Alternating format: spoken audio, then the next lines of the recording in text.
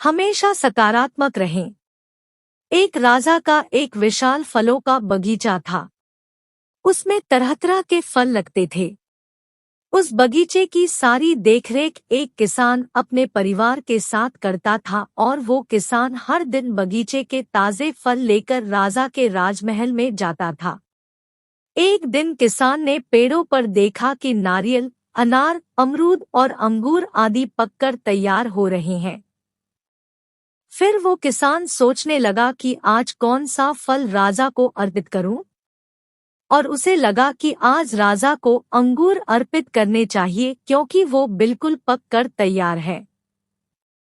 फिर उसने अंगूरों की टोकरी भर ली और राजा को देने चल पड़ा। किसान जब राजमहल में पहुंचा तो राजा किसी दूसरे ख्याल में खोया हुआ था और कुछ नाराज भी लग रहा था। किसान ने रोज की तरह मीठे रसीले अंगूरों की टोकरी राजा के सामने रख दी और थोड़ी दूरी पर बैठ गया। अब राजा उसी ख्यालों में टोकरी में से अंगूर उठाता, एक खाता और एक खींचकर किसान के माथे पर निशाना साधकर फेंक देता। राजा का अंगूर जब भी किसान के माथे या शरीर पर लगता था तो किसान कहता, ऊपर वाले बड़े ही दयालु हैं। राजा फिर और जोर से अंगूर फेंकता था और किसान फिर वही कहता, ऊपर वाले बड़े ही दयालु हैं। थोड़ी देर बाद जब राजा को एहसास हुआ कि वो क्या कर रहा है और प्रत्युत्तर क्या आ रहा है, तो वो संभल कर बैठ गया और फिर किसान से कहा, मैं तुम्हें बार बार अंगूर मार रहा हूँ और ये अंगूर तुम्हें लग भी रहे हैं, पर फिर भी तुम बार बार यही क्यों कह रहे हो, ऊपर वाले बड़े ही दयालु हैं?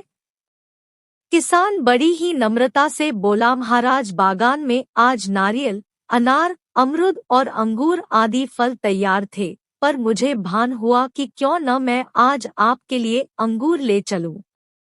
अब लाने को तो मैं नारियल, अनार और अमरूद भी ला सकता था, पर मैं अंगूर लाया। यदि अंगूर की जगह नारियल, अनार या अमरूद रखे होते तो आज मेरा हाल क्या होगा?